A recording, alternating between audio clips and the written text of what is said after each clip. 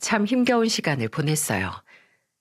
자주 듣던 채널인데도 한동안 들어오지도 못했네요. 그래도 지나온 날들을 회상하며 글을 쓰는 걸 보니 저도 이제는 많이 단단해진 것 같네요. 여러 사건들이 겹치면서 한동안 많이 무너져 내렸거든요. 쌍둥이 딸을 홀로 키우고 있는 엄마로서 더 이상은 약해질 수 없어서 용기 내봤습니다. 제가 그동안 어떤 일을 겪었는지 잘 모르시는 분들은 저 여자 이혼이라도 한 건가 의문을 가지곤 하실 거예요. 차라리 제가 이혼했다면 그 사람이 세상 어딘가에서 숨을 쉬며 살고 있을 거라는 생각이 들어 울컥하는 마음에 눈물이 납니다. 제가 남편 이야기만 나오면 눈물이 맺히는 사연을 지금부터 털어놓으려고 해요. 저는 남편과 사별하고 한동안 제정신이 아닌 채로 지냈습니다.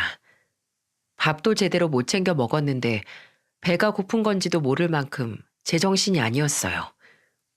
그때 친정어머니가 안 계셨다면 저는 지금 쌍둥이 딸들과 이렇게 살지도 못했을 거예요. 그래서 지금도 저는 어머니께 감사한 마음을 늘 갖고 있어요. 하지만 세상의 모든 자식 부모 사이가 어떻게 저와 같을 수 있겠어요? 지금 생각해보면 제 남편과 시어머님의 사이는 막장 드라마에나 나올 법한 관계였어요. 지금도 남편이 숨을 거두는 순간에 마지막 어머니에 대한 기억이 어땠을까 싶습니다. 좋은 기억만 가지고 떠났으면 좋겠는데 제 남편은 애석하게도 피부치 가족과는 안 좋은 기억이 더 많은 사람이에요. 저는 늦은 나이에 남편을 만나 연애를 시작하게 됐습니다. 친구의 소개로 우연히 나갔던 모임에서 남편을 만나게 됐어요. 평범한 회사원이었던 제가 요리를 업으로 삼는 남편을 만나게 된 건 정말 운명 같았습니다. 남편과 결혼 준비할 당시에는 남편이 유명한 셰프였지만 그 전까지는 참 고생을 많이 한 사람이었어요. 제가 옆에서 지켜본 남편은 외롭고 쓸쓸한 사람이었습니다. 처음 요리 모임에서 만난 남편은 주방에서 요리를 배우고 있었어요. 처음에는 돈을 벌 목적으로 시작했던 아르바이트였는데 요리에 흥미를 느끼고 본격적으로 배우고 있던 시기였어요. 주방에서 갖은 수모도 다 당했죠. 그때는 남편이 돈도 없고 든든한 뒷배경도 없고 가방끈도 짧아서 정말 바닥부터 시작했던 사람입니다. 그런 남편이 왜 이렇게 멋있고 빛이 나는지 모르겠어요. 그저 회사에 기대서 시키는 일만 하는 저와는 달리 자기가 하고 싶은 일에 도전적으로 찾아 나서는 남편이 참 멋있어 보였어요.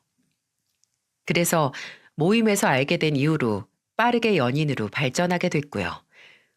그런데 참 연애 시작하고 만나고 보니까 없다 이렇게 가진 거 없는 사람은 처음 봤어요. 남편은 반 지하방에서 자취하면서 레스토랑에서 요리를 배우고 있었습니다. 혹시 반 지하에 살아보신 적 있으신가요? 저는 한 번씩 반 지하방에서 자취하는 남편 집에 놀러 가면 습한 기운에다가 어두컴컴한 기운이 참 싫었거든요. 그리고 괜히 반 지하에 살고 있어서 남편이 길을 못 펴나 의심스럽기까지 했고요. 그래서 제가 남편을 보면서 먼저 제안을 했습니다. 경수 씨, 우리 같이 살자. 갑자기 그게 무슨 말이야? 당연히 꼭 같이 살아야지. 내가 지금은 능력이 없어서 조금만 기다려주면 안 될까? 우리 동거하자. 그래야 돈도 더 잘 모으고 서로 습관도 잘 맞춰볼 수 있잖아. 마트 가도 1+1 물건이 더 싸고 저렴한 거 몰라?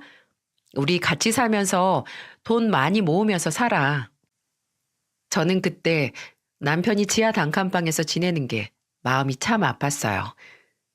그래서 당장 같이 살자면서 말을 뱉어버렸습니다. 나름 신중하게 생각했던 문제인데도 입이 잘 안 떨어졌는데 그날은 남편도 힘든 날을 보낸 날이라 표정만 봐도 지쳐 보였어요. 아무래도 요리하는 주방이 불이 나오는 가스레인지도 있고 날카로운 칼들도 많이 있잖아요. 그래서 같이 일하는 선배들이 작은 실수에도 크게 호통을 치곤 했어요.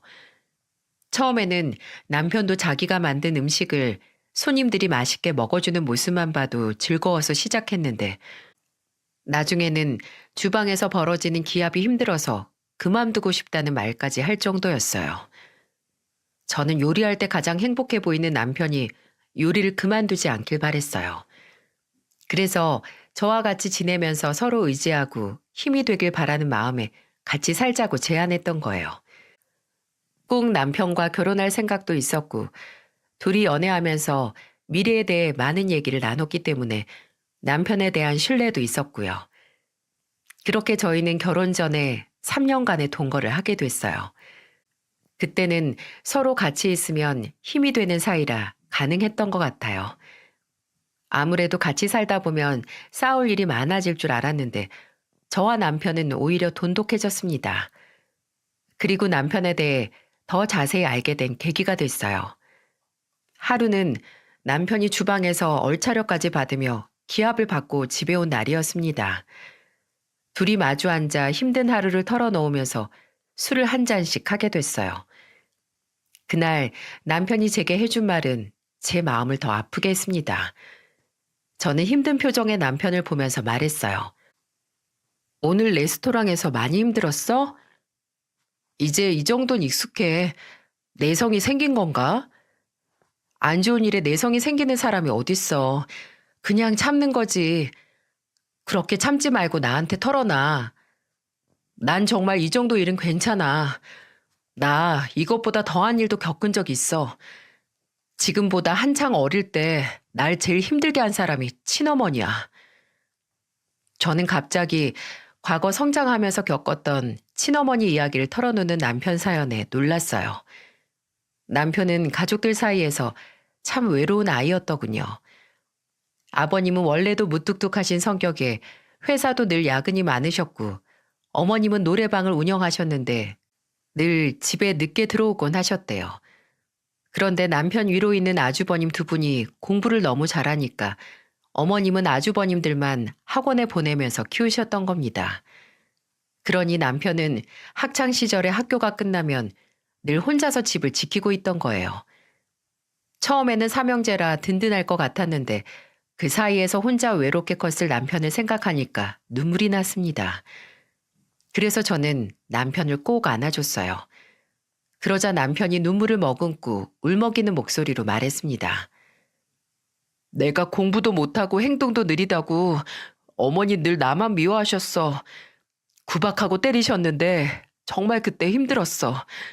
그래서 그런지 주방에서 당하는 일은 당연한 일인 것만 같아. 에이, 세상에 구박당하는 일이 당연한 게 어딨어.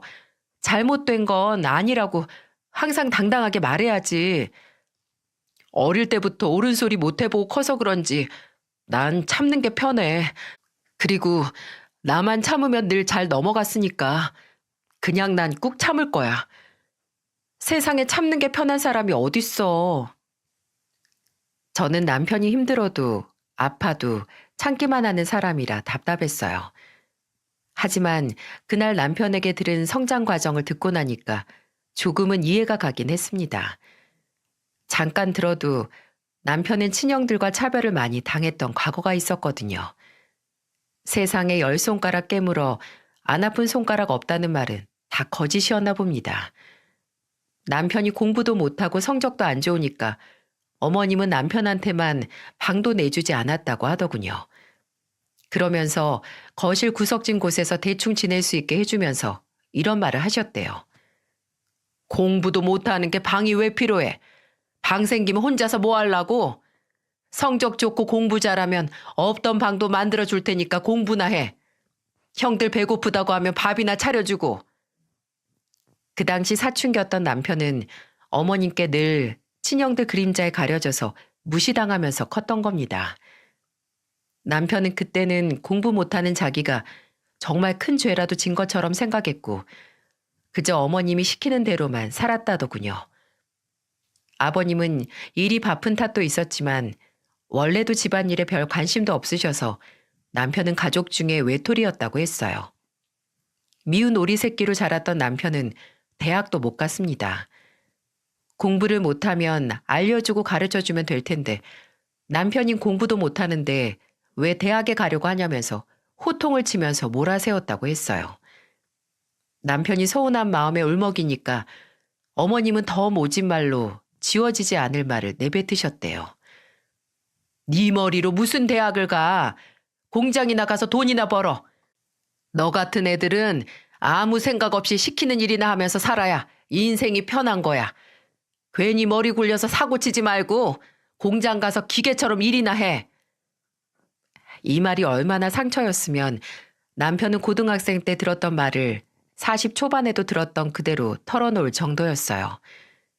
제가 30대 후반에 만나 이런 이야기를 뒤늦게 듣게 된 게 미안했습니다. 조금 더 일찍 만나서 서로 의지하고 보듬을 수 있었으면 좋겠다는 생각을 할 정도였죠. 그렇게 어머님이 금지 오겹이와 키웠던 첫째 아주버님은 사업을 하면서 살고 있었고 둘째 아주버님은 회사를 다니고 계셨어요. 제가 남편을 만났을 때 두 분 다 결혼해서 가정을 꾸린 상태였죠. 그러니 남편은 더욱 집안에서 외톨이로 지낼 수밖에 없었습니다. 그렇게 첫째, 둘째는 등록금도 대주고 대학 졸업까지 탄탄대로로 도와주신 것도 부족하셨는지 어머님은 두 아주버님 장가갈 때 신혼집까지 직접 마련해줬다고 했어요. 뭐 시부모님들 재산이니까 예쁜 자식 도와주실 수야 있다고 생각해요. 그런데 제 남편은 그렇게 형들한테만 든든한 부모님을 보면서 무슨 생각을 했을까 싶네요. 반 지하에서 지내면서 레스토랑에서 일 배우겠다고 버티는 남편은 집안 식구들이 전혀 관심도 없었어요. 저는 그날 저녁에 남편과 과거 이야기를 하다가 눈물을 펑펑 흘렸습니다. 남편과 둘이 부둥켜 안고 울었어요. 저는 남편을 끌어안고 말했습니다. 무슨 일이 있어도 나는 경수 씨 옆에서 떠나지 않을게. 이건 정말 내가 약속할 수 있어. 그러니까 아무 걱정 말고 자기가 하고 싶은 일에만 집중해. 남편은 제 말을 듣자마자 그동안 쌓였던 서름의 눈물을 흘렸어요. 그때는 정말 남편이 바닥부터 배워나가던 때라 힘든 일 참 많이도 겪을 때였어요. 게다가 주방 서열도 무시할 수 없는 복병이었습니다. 그래도 남편은 정말 꿋꿋하게 버텨내고 있었죠. 제가 생각해도 남편이 정신력이 강하다고 생각할 정도였죠. 남편이 그토록 원하던 셰프가 될 수만 있다면 저는 옆에서 얼마든지 버텨줄 수 있었습니다. 제가 그 당시 회사원이라 남편보다는 벌이가 안정적이라 둘이 동거하는 데는 전혀 문제가 없었어요. 하지만 남편과 동거 중에 제가 잠깐 겪었던 어머님은 남편한테 들었던 모습보다 더 실망스러웠습니다. 아무래도 레스토랑 특성상 휴무가 많지 않았는데 남편은 일주일 내내 고생하다 겨우 하루 휴무를 받았던 날이었어요. 잠도 제대로 못 잤던 남편은 쉬는 날이라 겨우 다리 뻗고 잠이 들었는데 어디선가 전화가 오는 거예요. 어찌나 정신없이 잠이 들었는지 전화가 오는지도 모르고 남편이 자고 있길래 제가 대신 전화를 받게 됐습니다. 저장된 이름을 보니 어머님이길래 안 받으려다가 계속 전화를 하시길래 급한 일인가 싶어서 전화를 대신 받았어요.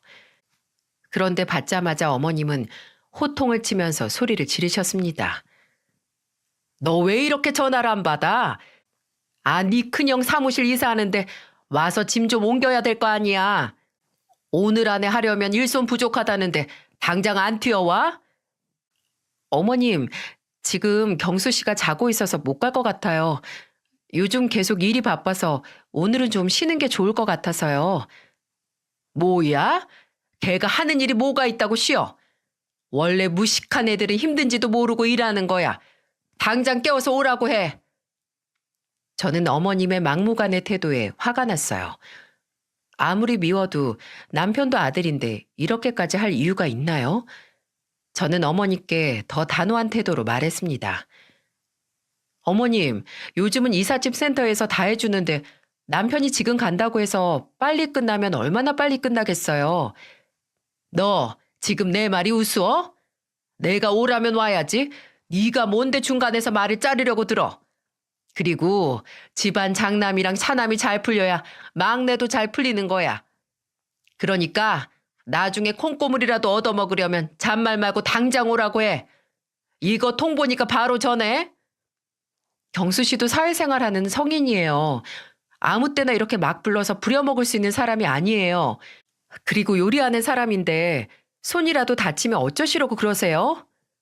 누가 보면 대단한 수술하는 의사라도 되는 줄 알겠다. 너 지금 좀 오버하는 거 알고 있니? 일손 부족해서 급하시다면서요. 얼른 전화 끊으시고 이사짐 센터에 전화부터 해보세요. 저도 이만 바빠서 먼저 전화 끊겠습니다. 저는 혹시나 남편과 어머님 사이에 분란을 일으키게 될까 싶어서 최대한 정중하게 말씀드리려고 노력했어요. 하지만 불쾌감이 들어서 날이 선 제 말투는 어쩔 수 없었습니다. 저는 남편의 전화기를 주방에 숨겨두고 자고 있는 남편을 바라봤어요. 그런데 남편 어깨가 들썩이는 것 같았습니다. 그래서 가까이 다가가 보니 남편은 잠에서 깬 채 울고 있었어요. 제가 어머님과 나눈 대화를 들었는지 숨을 죽여 울고 있었던 겁니다. 저는 어깨를 들썩이며 우는 남편을 달래줬어요. 잠깐 어머님을 겪어본 저도 이렇게 심장이 뛸 만큼 억울한데 남편은 그 모진 세월을 어떻게 견뎠을까요? 사춘기는 한창 차별에 예민할 때인데 남편이 자라온 시간이 안쓰러웠어요. 그래도 이렇게 씩씩하게 자라서 자기 앞가림 잘하는 남편이 대견하지 않습니까? 공부면 다 잘 사는 세상도 아니고 자기 적성 찾아서 잘 사는 사람을 응원은 못 해줄 망정 어머님은 늘 가끔씩 전화하셔서 집안의 종처럼 남편을 부려먹으려고 하셨어요. 제가 그때는 집안 며느리도 아니고 그저 남편과 동거하는 사이라 큰 소리 제대로 못 쳐봤던 게 한으로 맺힐 정도랍니다. 그러다가 점점 예상치 못한 일이 벌어지기 시작했어요. 힘든 일도 굳은 일도 그저 묵묵히 견뎌내던 남편이 드디어 빛을 보기 시작했어요. 조금만 실수해도 얼차려 받으면서 버텨오던 세월이 8년인데 뭐라도 안 되면 억울해서 못 살 정도였죠. 서당께도 3년이면 풍어를 읊는다고 하잖아요. 남편이 그동안 배웠던 요리 실력을 바탕으로 오로지 본인의 레시피로 만들어낸 메뉴가 있는 식당을 오픈하게 됐습니다. 요리 배운 지 13년 만에 드디어 꿈을 이루게 된 거예요. 정말 바닥부터 차근차근 올라간 복을 이제야 보상받는 것 같았습니다. 남편은 처음에는 불안해하고 걱정을 많이 했는데 생각보다 식당이 문전성시를 이룬 게 신기했어요. 처음에는 정말 맛집으로 소문이 난 건가 했는데 한 손님이 남편을 보면서 말하더군요. 셰프님, 음식 너무 맛있어요. 예전에 학교 앞에 있는 식당에서 일하셨죠? 네, 맞아요. 어떻게 아셨어요? 저 친구들이랑 그때 음식이 너무 맛있어서 파스타 만든 셰프님 이름도 물어봤었거든요. 어쩐지 맛이 너무 익숙했는데 여전히 맛있네요. 저 여기 단골할게요. 남편을 알아본 손님이 남편과 반갑게 인사를 나누는 걸 보니까 그동안의 노력이 헛되지 않았구나 싶은 마음에 울컥했어요. 시간이 지날수록 인터넷에는 남편 식당에서 음식을 먹고 너무 맛있었다면서 남겨주는 후기가 늘어만 갔습니다. SNS와 유튜브 여기저기서 사람들 사이에서 소문이 나고 있었어요. 한 달 내내 휴무도 없이 일했는데도 남편이 힘든 줄도 모르겠다면서 싱글벙글한 얼굴로 남편이 일하더군요. 저는 그 모습이 너무 보기 좋아서 남편을 보면서 말했죠. 입이 귀에 걸린 채로 일하네 아주. 하루도 못 쉬는데 안 힘들어? 나는 내가 만든 음식 손님들이 맛있게 먹어주면 피로가 다 풀리는 것 같아. 정말로 하나도 안 힘들어.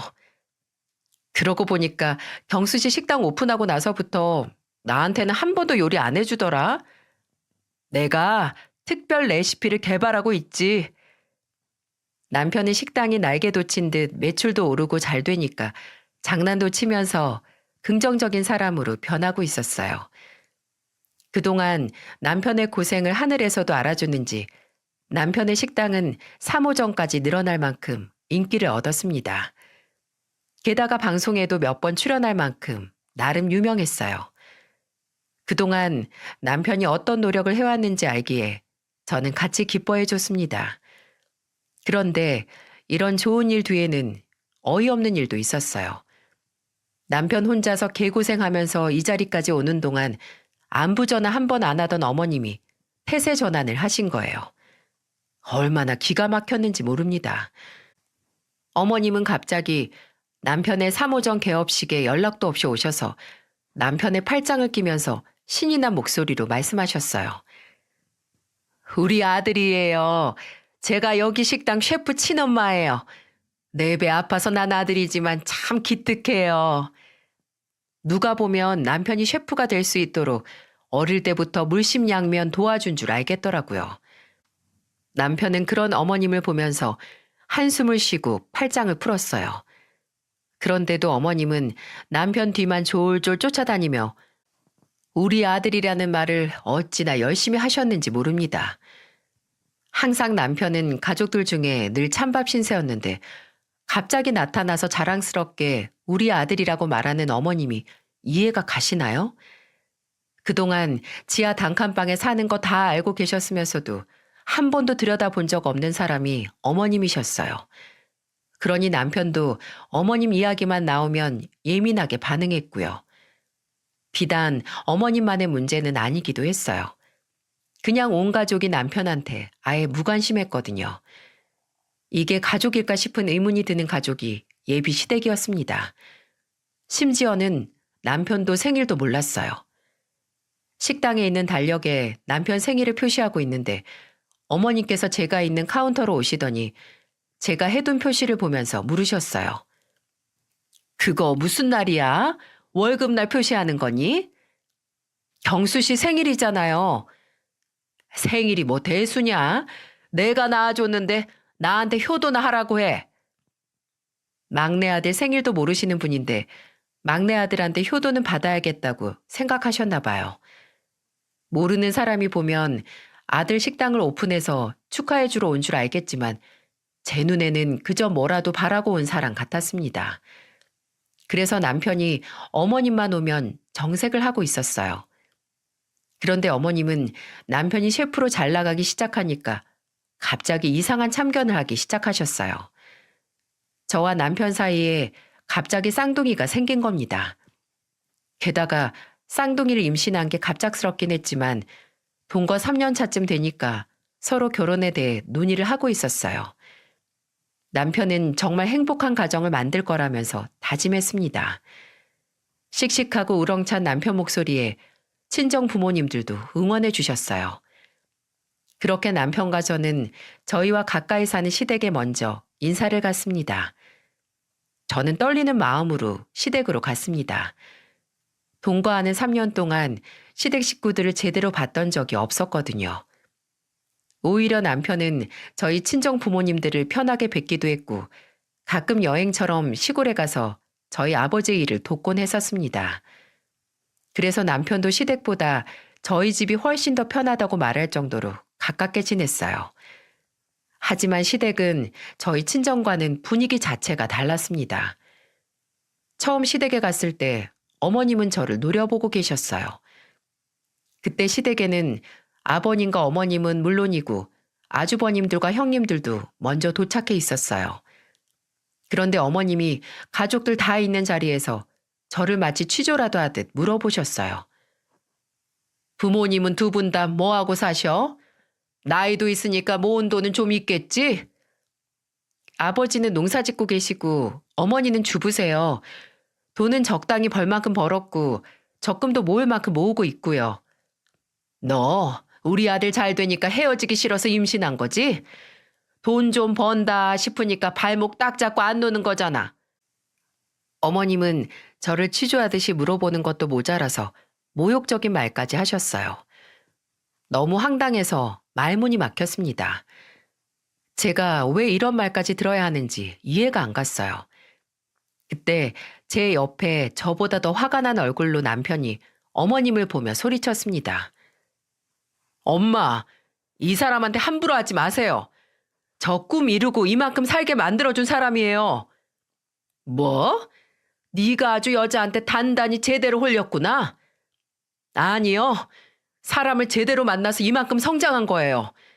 처가댁이 농사꾼인 게 뭐 어때서요? 그리고 저 우리 식구들보다 이 사람 부모님을 더 많이 뵙고 살았어요. 그동안 저 사람 취급도 안 하셨잖아요. 절 언제 아들로 생각이나 해본 적은 있으세요? 남편이 소리를 치면서 말하자 시댁은 일순간 조용해졌어요. 그러자 아버님도 한숨을 쉬시면서 창밖만 바라보셨습니다. 그런데 어머님은 아직 할 말이 있으셨는지 남편을 보면서 앙칼진 목소리로 말하셨어요. 그래도 우리가 네 핏줄인데 그런 말 하면 못 써. 요즘 큰형사 어려운 거 알고 있지? 이번 기회에 1억만 도와주고 서로 우애 좋게 지내라. 그동안 형이 너한테 얼마나 잘해줬는지 생각해봐. 뭐요? 1억이요? 그리고 형이 저한테 해준 게 뭐가 있는데요? 저는 그동안 형한테 무시당하고 맞았던 기억밖에 없어요. 사회에 나와서도 저한테 연락 한 번 안 한 사람이에요. 그런데 이제 와서 힘드니까 도와주라고요? 엄마 같으면 제가 형 도와줄 수 있을 것 같아요? 얘 좀 봐. 엄마한테 말대꾸 할 줄 모르던 애가 여자 잘못 만나서 변했어. 저도 나이가 40이 넘었어요. 말대꾸가 아니라 이제 옳은 말을 하는 거라고요. 엄마 정신 차리세요. 그동안 저 힘들 때 제 옆에서 저 위로해 준 적도 없었잖아요. 나는 그 돈 절대 못 주니까 앞으로 저 찾지 마세요. 남편의 서름 가득한 말을 듣고 저는 눈물이 흘렀습니다. 가슴에 얼마나 맺힌 게 많겠어요.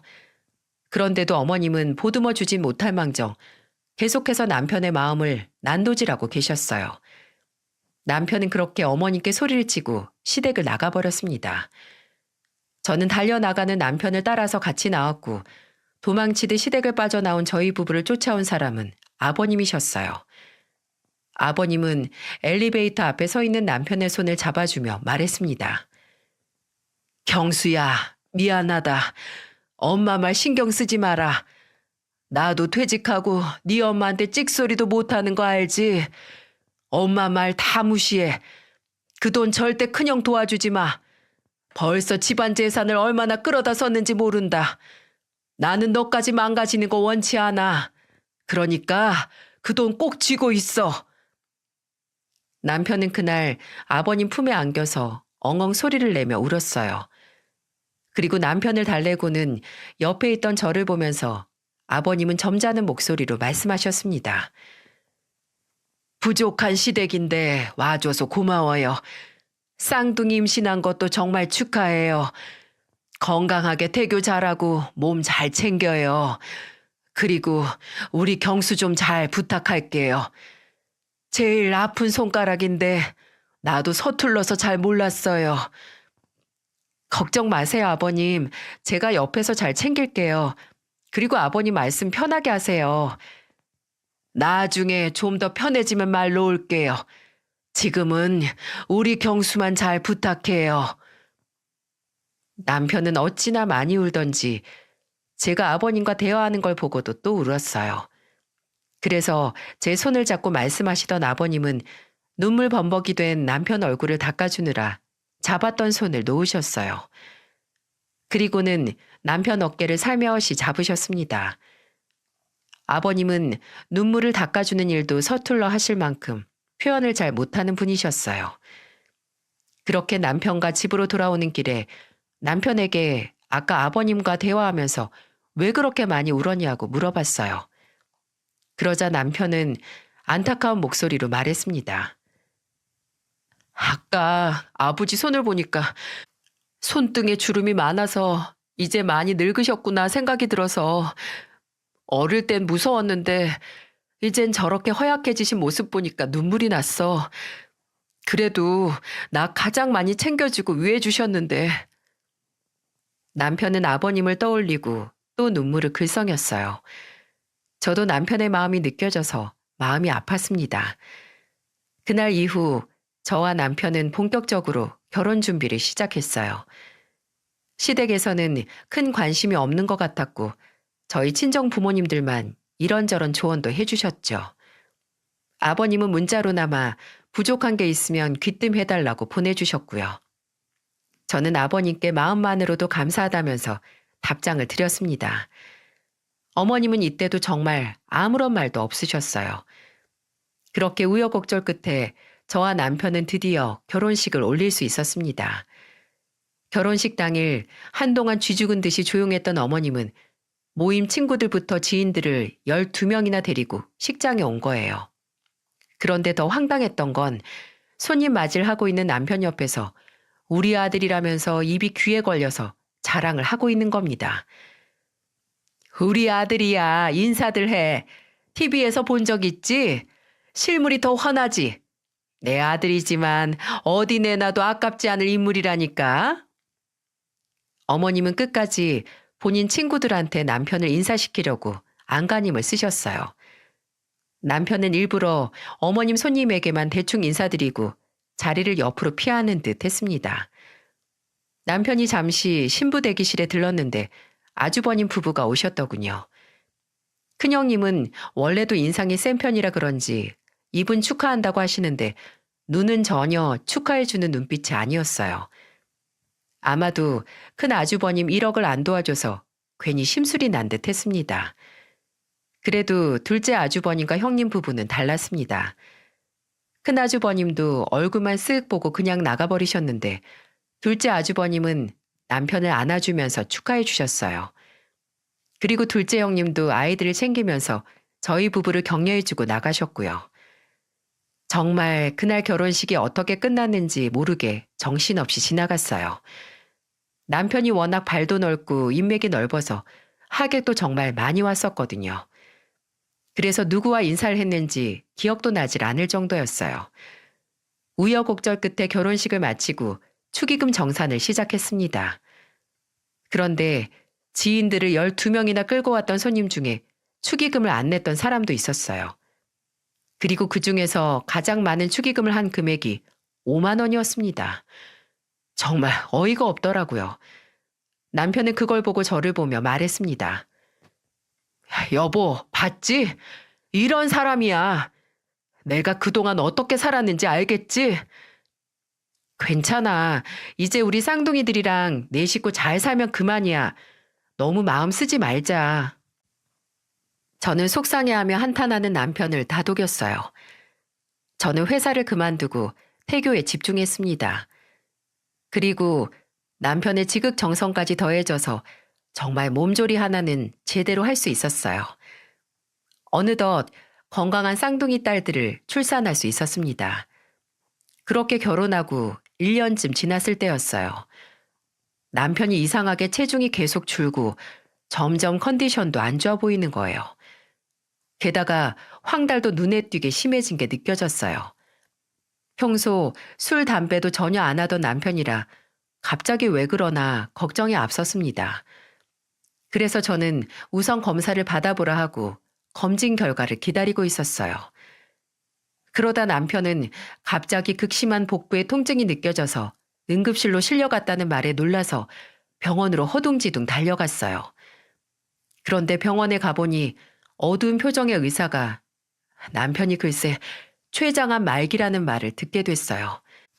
제 귀로 듣고도 믿을 수가 없었습니다. 정말 하늘이 무너져 내리는 것 같았어요. 남편은 응급실에서 병실로 옮겨졌습니다. 너무 놀라서 남편을 붙잡고 울 수밖에 없었어요.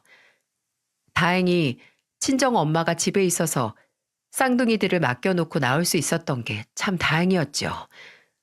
그때 제정신으로는 애들을 챙길 수 없는 지경이었어요. 제가 눈물을 닦으면서 불안해하는 남편에게 괜찮을 거라고 해주는데 둘째 아주버님 부부가 병실로 들어왔습니다. 그리고는 이게 도대체 무슨 일이냐며 얼굴이 새하얗게 질린 채 오셨어요. 둘째 아주버님은 수척해진 얼굴로 누워있는 남편을 보고는 손을 잡고 말했습니다. 경수야, 형이 미안해. 내가 너 엄마한테 매일 맞고 혼나는데 내가 지켜보기만 했어. 미안해. 그때는 나도 어려서 엄마한테 이쁨만 받고 싶었어. 너무 미안해. 형, 나 너무 무서워. 이렇게 아픈 채로 누워있는 것도 너무 무서워. 괜찮을 거야, 걱정 마. 내 동생 씩씩하잖아. 나 건강해져서 내 아내랑 내 자식들이랑 오래오래 살고 싶어. 나 정말 오래오래 살고 싶어. 걱정 마, 자식아. 형이 옆에 있어 줄게.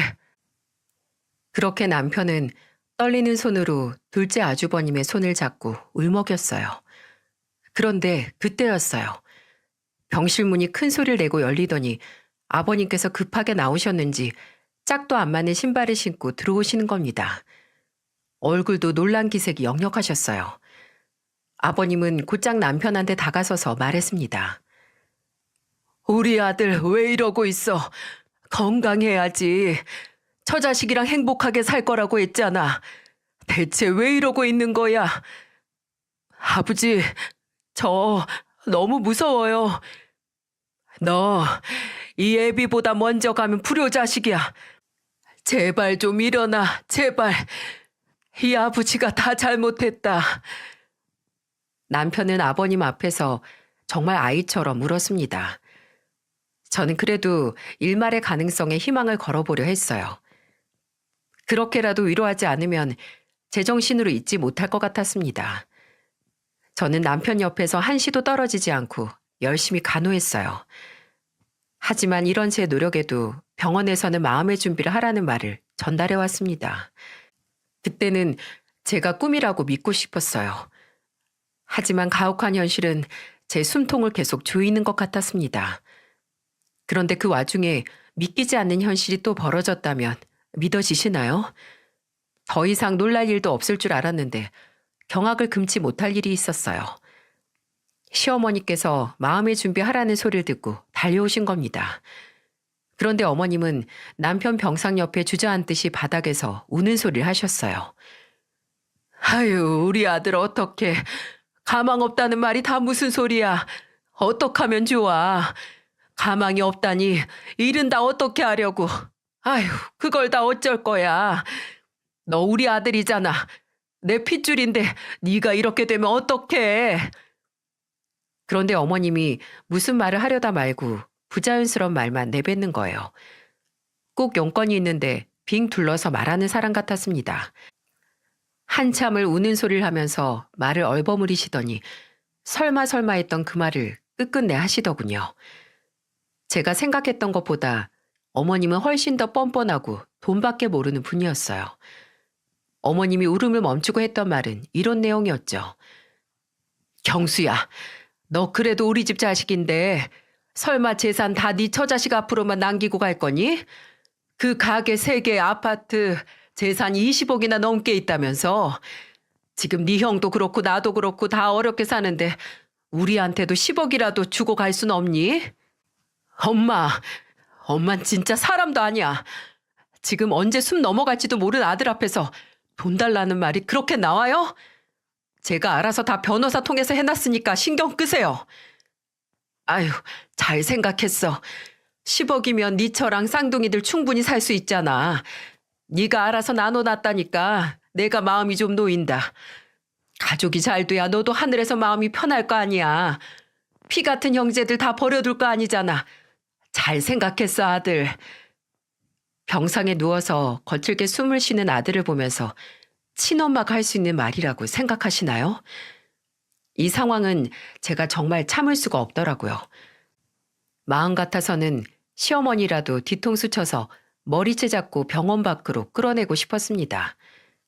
그런데 그렇게 행동하면 똑같은 인간이 되는 거니까 겨우 참았네요. 남편 앞에서 더 이상 큰 소란을 일으키고 싶지도 않았거든요.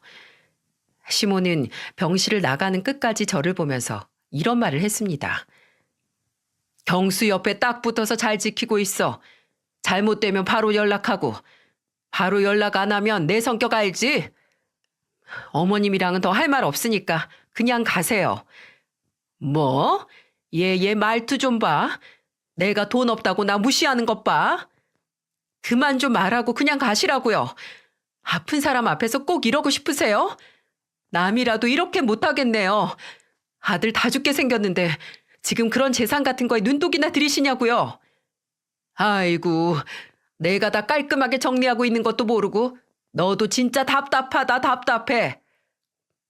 결국 남편의 병실 앞에서 시어머님과 언성을 높이며 싸우고야 말았어요.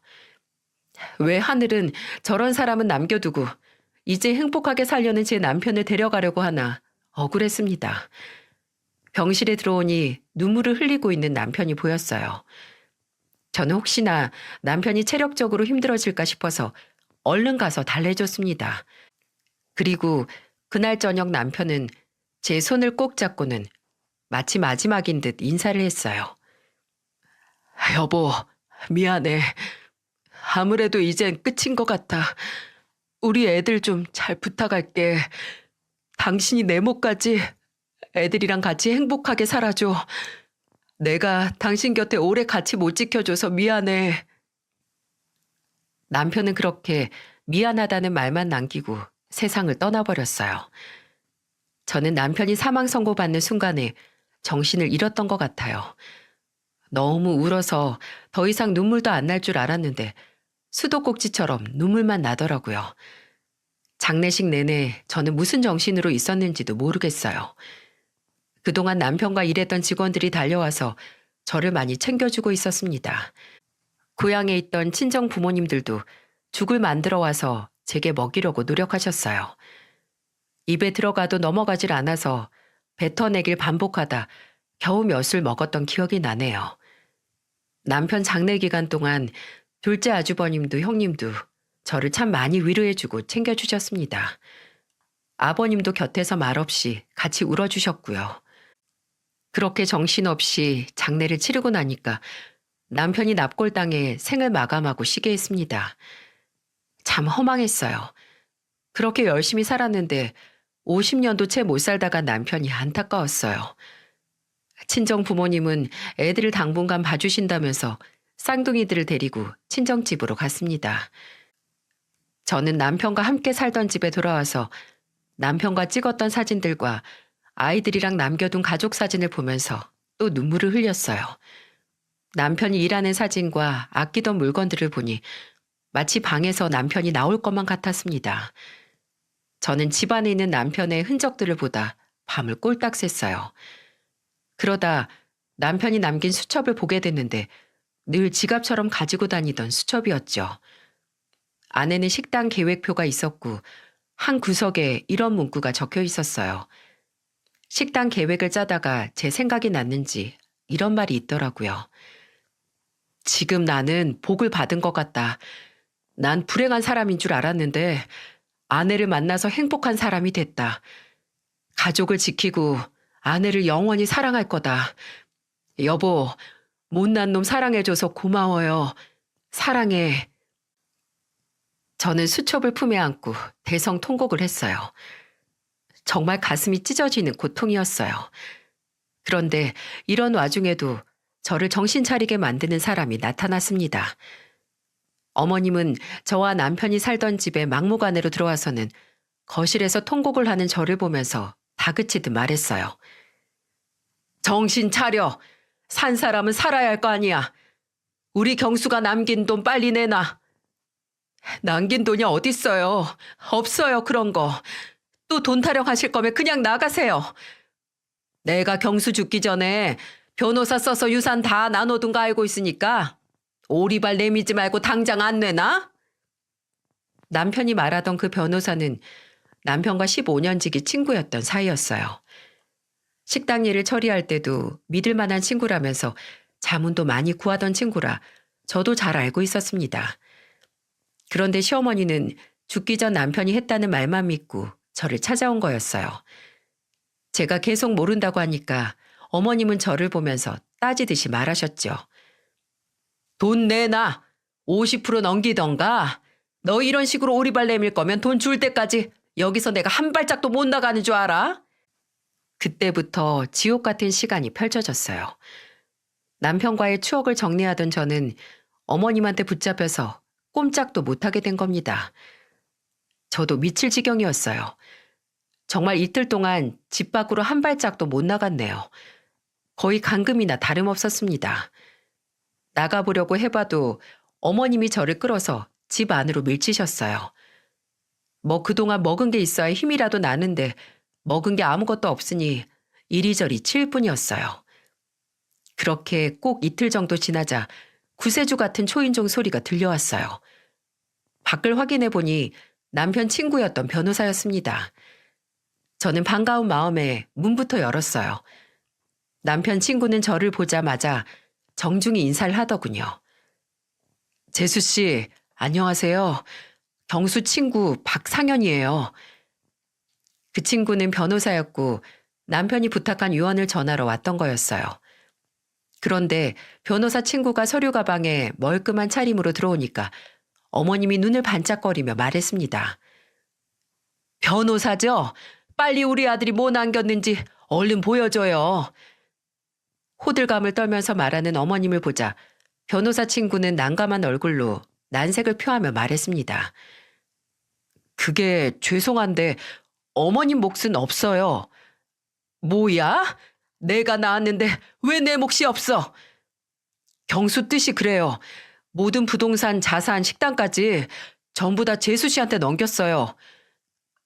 그럴 리가 없잖아. 조작한 거 아니야? 내가 처음 보는 당신 말을 어떻게 믿어? 저도 이런 걸로 장난치면 쇠고랑 차요.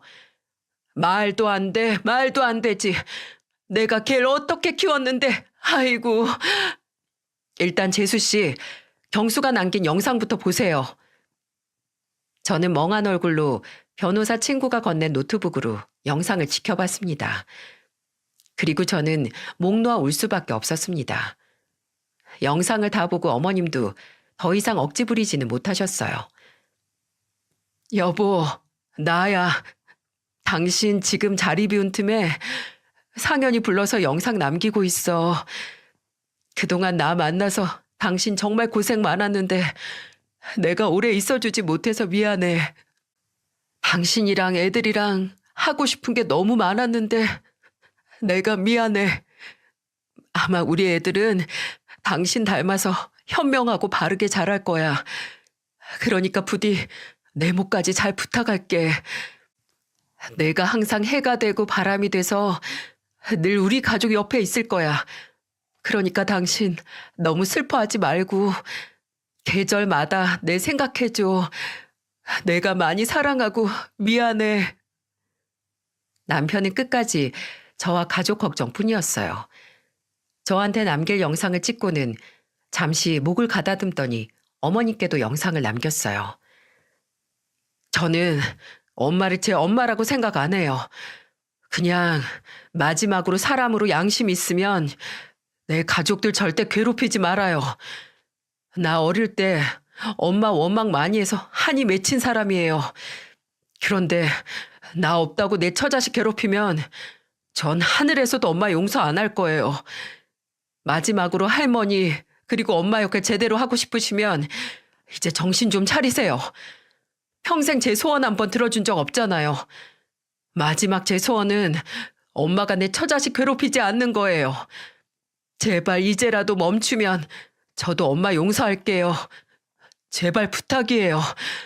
엄마, 마지막 제 소원 들어주세요. 영상은 이렇게 끝이 났어요. 저한테는 구구절절 고맙다는 말만 하던 남편이 어머님한테는 경고라도 영상을 남긴 게 저도 좀 충격이긴 했어요. 그런데 어머님을 보니까 어머님도 눈물을 흘리셨어요. 돈 안 주면 소송을 하겠다고 악을 쓰던 어머님도 느끼는 게 있으셨나 봅니다. 갑자기 눈물을 보이던 어머님은 저한테 더 이상은 돈 이야기를 하지 않고 그대로 나가버리셨어요. 그리고 정말 남편의 소원을 들어주기라도 하는 것처럼 저를 찾아와서 돈 내놓으라고 화내거나 소리를 지르는 일도 없었어요. 남편의 오랜 변호사 친구는 제가 유산을 받고 잘 관리할 수 있도록 도움을 참 많이 줬습니다. 정말 믿을 만한 사람이었어요. 그래서 지금은 남편의 식당은 유명 셰프가 있기 때문에 저는 전반적으로 관리만 하고 있어요. 시간도 여유로워서 쌍둥이들과 야외 활동도 하고 가끔 아버님과는 연락을 하고 지냅니다. 항상 조심스럽게 안부를 먼저 물어보세요. 물론 어머님은 여전히 연락 한 통 없으시고요. 차라리 무소식이 희소식이라고 평생 연락 안 하고 지내고 싶습니다. 옛말에 부모의 정은 자식에게 약이라는 말이 있잖아요. 저는 남편이 부모 정을 조금이라도 느껴봤다면 어땠을까 아직도 많이 안타까워요. 그래서 더 제 딸들은 정을 주면서 키우려고 해요. 그게 남편이 바라는 뜻일 테니까요. 요즘도 가끔 남편 생각에 울컥하지만 아이들을 위해서라도 힘내고 있어요. 제 사연 들으신 구독자분들이 저 힘내라고 따뜻한 응원 좀 부탁드려요. 이맘때가 되니까 남편이 더 생각나고 가족이 갇힌 아들이 나온 걸 보니 더 제 마음이 아프고 쓸쓸해지네요. 여기 자주 들여다보면서 힘내볼게요. 끝까지 제 긴 사연 들어주셔서 감사드립니다.